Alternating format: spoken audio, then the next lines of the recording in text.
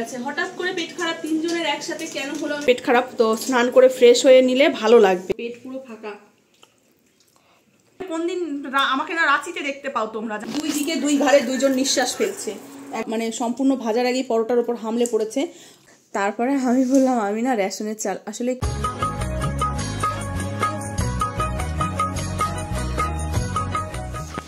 ও মা হয়নি, খিদে তো পেটটা জ্বলে গেল, ইঁদুর লাফাচ্ছে গো, দৌড়াচ্ছে না।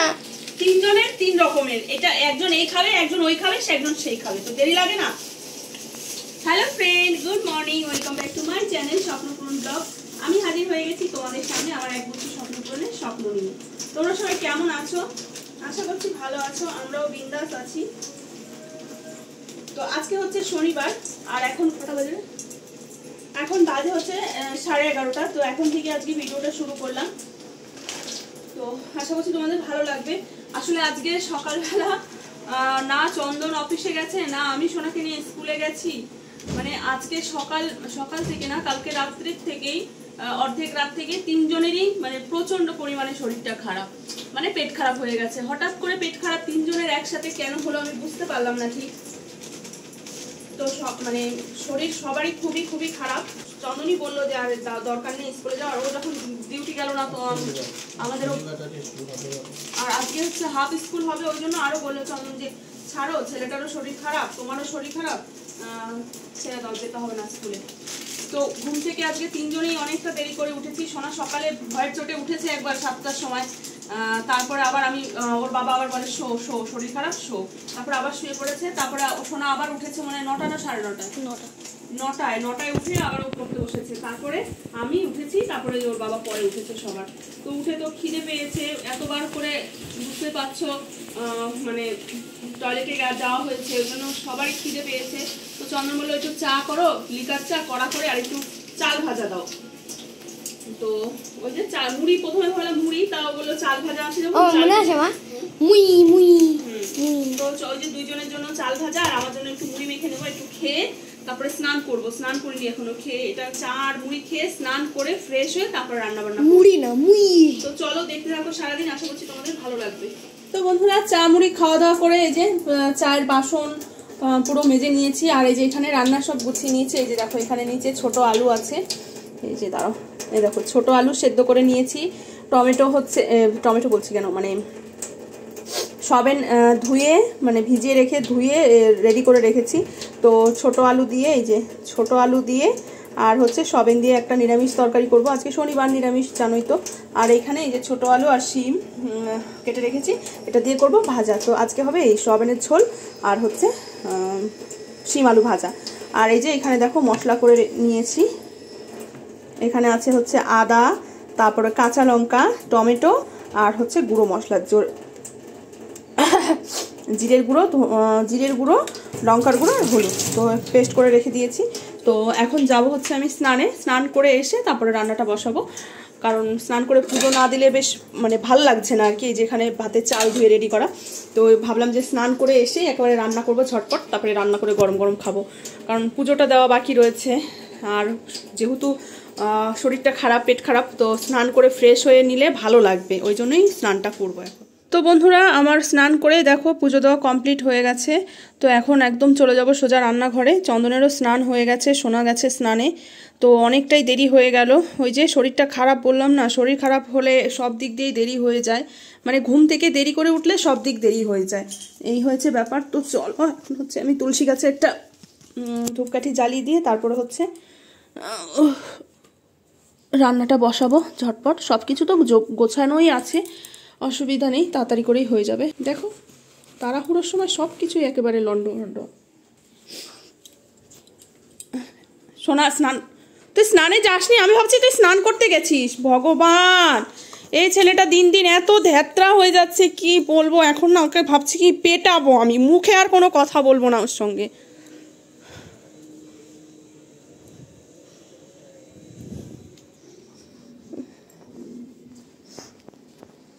টাকা তোর এখানে আঠা কেন? ইস, ঘেমে পুরো আঠা আঠা হয়ে গেছে রে ভগবান। এতক্ষণ ছাদে মারো তো, ধরে মারো ওকে। কখনো বুঝিস ওটা পুরো চল বড় চল দেখি নাকি ছাতি জীবন তুই ছাতি জান বেশি কটা বুঝিস তুই। তো চলো তাড়াতাড়ি করে আমি দুটো কড়াই দুই দিকে বসিয়ে দেবো, মানে হচ্ছে গিয়ে ইন্ডাকশানে ভাজাটা করে নেব, তাহলে তাড়াতাড়ি হয়ে যাবে। কি বলিস তুই দাদা? তো বন্ধুরা রান্না বান্না কমপ্লিট হলো, এই যে বসে পড়েছি খেতে। আজকে একদম দেখালাম তো কি রান্না হবে। এই যে শিম আলু ভাজা হয়েছে গোল গোল করে মচমচে করে পুরো, আর এই যে এখানে হচ্ছে নিরামিষ সয়াবিনের টেলটেলের ঝোল। আজকে জিরেগুলো না পুড়ে গেছে, কড়াইটা বেশি গরম হয়ে গেছিল। ছোট আলু দিয়ে এরকম খেতে আমার ভালো লাগে। ঘি চটনি না, আজকে চাটনি খাবো না, চাটনিতে রসুন রয়েছে। আমি তো খেতে পারি না বাবা আজকে খেও না। বড় দানা সয়াবিন? হ্যাঁ বড় দানা না না ছোট দানাই। তো এই যে ছোট আলু দিয়ে সয়াবিনের ঝোল, এটা খেতে না অসাধারণ টেস্ট লাগে। আর ওই যে ওখানে হচ্ছে পাঁপড় ভেজেছি, ওই কি বলে গোল গোল আলুর চিপস টাইপের পাঁপড়। তো খিদে পেয়েছে প্রচণ্ড জোরে, আসলে কি লুজ এমোশনের না তিনজনেরই, তো পেট পুরো ফাঁকা, খুব খিদে পেয়েছে। সীমার ভালো। শুভ সন্ধ্যা বন্ধুরা। তো এই যে দেখো সন্ধ্যাবেলা সন্ধে টন্ধে দিয়ে এই যে এখানে জামা কাপড়ের পাহাড় নিয়ে বসেছি, এগুলো এখন ভাঁজ করব। এই যে খুন্তিটা নিয়েছিলাম এই যে পেটানোর জন্য, ছাদের থেকে এখন আসলো, এখন ঘড়িতে বাজে হচ্ছে 6:15 না কত, 6:20 বাজে। এখন আসলো ছাদের থেকে, ছাদে গেছে খেলতে। সেই যে কখন গেছে 4:30 না 5টার সময়, 4:30 সময় গেল না 4টের সময়, 4:30 সময় গেছে ছাদে খেলতে, এখন আসলো। তো আমি তো দরজাই খুলতে দিতে না করেছি ওর বাবাকে। ওর বাবা আবার মানে ছেলের ওপর বেশি দরদ উতলে ওঠে না, দরজাটা খুলে দিল। বাবা ছেলেকে, আমার তো ভাবছে বাবা ছেলে দুজনকেই খুন্তি দিয়ে খেলাই, কিন্তু কি আর করব, পারি না তো না। এই দুটো তো অসুর, দুটো তো মানুষ না, এই দুটো অসুরের সাথে আমি কি একা পারি বলো? তো যাই হোক, এই তো চলছে, এইভাবেই চলবে যতদিন বেঁচে থাকবো এই দুটোর সাথে আমি, ততদিন আমার মানে আমি মাঝে মাঝে ভাবি আমি কোন দিন আমাকে না রাঁচিতে দেখতে পাও তোমরা, জানো তো? দেখতে পাবে, বেশি দিন লাগবে না রাঁচিতে দেখা। ও দেখো রাঁচিতে দেখলে কি হয় সেইটাও তোমার ছেলে জানে না। তোমার বাধা সারাক্ষণ করতেই থাকে, তো ও রাঁচিতে কি হয় সেটাই জানে না, বলো বুঝেছো? তো চলো বন্ধুরা, ওই যে ওদের সাথে বকবক করতে গেলে মাঝখান থেকে আমার কাজগুলোই হবে না, চলো কাজগুলো করি। তো বন্ধুরা চলে এসেছি রান্নাঘরে যে রুটি বানানোর জন্য। তো কয়দিন ধরে ভাত খাওয়া হচ্ছে, ওরা কয়দিন ধরে বলছে মানে আর কি রুটির কথা। তো রুটি বানাতে এসছি, তারপরে সোনার বাবা আবার বলে কি সেদিনকার মতো একটু পরোটা বানিয়ে দাও না, সেদিনকে নাকি পরোটাটা খুব ভালো লেগেছে। তো এই যে আটা মেখে নিয়েছি, সেদিনকে আসলে দিয়েছিলাম একটুখানি চালের গুঁড়ো, ওই যে আতপ চালের গুঁড়ো নিয়ে এসেছিলাম বাড়ি থেকে একটুখানি, তো সেটা আবার আটার মধ্যে একটুখানি দিয়েছিলাম, তাই নাকি খুব ভালো লেগেছে সেদিনকার পরোটাগুলো। তো বলছে আজকে একটু উল্টে আটা দিয়েই তেল দিয়ে আমাকে একটু ভেজে দাও না পরোটা। তাই জন্য ভাবলাম যে তাহলে পরোটাই যখন ভাজবো তখন আর গোল গোল করে না ভেজে একটু আলাদা শেপে ভাজি। তাই জন্য এই যে দেখো আটা দিয়ে, চালের আটা আর হচ্ছে গমের আটা দিয়ে এই যে পরোটা বানাচ্ছি। আর কিছুই করবো না, সকালের দুপুরের তরকারি রয়েছে, সেই তরকারি গরম করবো, ব্যাস এই আজকে খাওয়া হবে। তো ভাত রয়েছে অনেকগুলো, কিন্তু ভাত কেউ আজকে আর খাবে না। আর মানে রুটি পরোটা হলে তো সোনার বাবা ভাত খেতে মানে একদমই ইচ্ছুক নয়, কারণ ওরা হচ্ছে আটা মানে আটা ময়দাটা ওরা খেতে ভালোবাসে, আমার আবার একটু ভাত না খেলে ভালো লাগে। তো যাই হোক শেপগুলো এরকম দিলাম। আমি মা একটু বিহার, মা একটু বাঙালি, আমরা একটু বিহার। তো এরকম ভাবে আমি খুব কম পরোটা ভেজেছি, ফার্স্ট মানে এরকম 4 কোনা করে ভাজলাম পরোটা। আর বেলে নিচ্ছি, আগে বেলে নিয়ে আজকে ইন্ডাকশনে ভাজবো, তাড়াতাড়ি হয়ে যাবে। ইন্ডাকশনে না খুব তাড়াতাড়ি হয়ে যায়, জানো তো, গ্যাসের থেকেও তাড়াতাড়ি হয়। তাই জন্য ভাবলাম যে আগে বেলে নিই, তারপরে ফ্রাইড মোডটা অন করলে একদম 5 সেকেন্ড 10 সেকেন্ডের মধ্যে গরম হয়ে যায়। চলো আমি বেলে নিই আগে সবগুলো। তো দেখো আমার হচ্ছে সব পরোটাগুলো বেলা হয়ে গেছে। তো এখন এই যে ভেজে নেব গরম গরম। আর এই যে এদিকে হচ্ছে গিয়ে তরকারি গরম বসিয়েছি। তরকারিটা না সকালবেলা এত তাড়াহুড়ো করে করা হয়েছে না, তরকারিটা সকালবেলা ফুটে মানে ঠিক মতো ফোটেনি, তো নামিয়ে দিয়েছিলাম। তো এখন এই যে ভালো করে ফুটিয়ে নিচ্ছি। এই তরকারিটা একটু শুকনো শুকনো হওয়া উচিত, কিন্তু আমি ওই যে তাড়াহুড়ো করে খেতে দাও করছিল ওরা সবাই, তাই জন্য হচ্ছে তাড়াহুড়ো করে করেছি সকালবেলা তরকারিটা যদিও। তো এখন এই যে ফুটাবো আর হচ্ছে পরোটাগুলো ভাজবো, হয়ে গেছে প্রায়। তো চলো। আর দেখো দুইজন এসে দুই দিকে ঘাড়ে মানে দুই দিকে দুই ঘাড়ে দুইজন নিঃশ্বাস ফেলছে, একদিকে ছেলে একদিকে বাবা। মনে হয় যেন কি ওরা কত কাল ধরে খেতে পায় না, এমন করে মাঝে মাঝে, জানো তো। এই যে পরোটা হচ্ছে না, রুটি পরোটা হলে এরকমই রান্নাঘরে এসে এরকম উকি ঝুঁকি মারবে। বন্ধুরা দেখো রান্না, ঠিক আছে তুমি আগে খাওয়ার সময় এত কথা বলতে নেই। তো বন্ধুরা পরোটা হয়েছে, আর বাবা ছেলে দেখো পরোটা মানে সম্পূর্ণ ভাজার আগেই পরোটার উপর হামলে পড়েছে।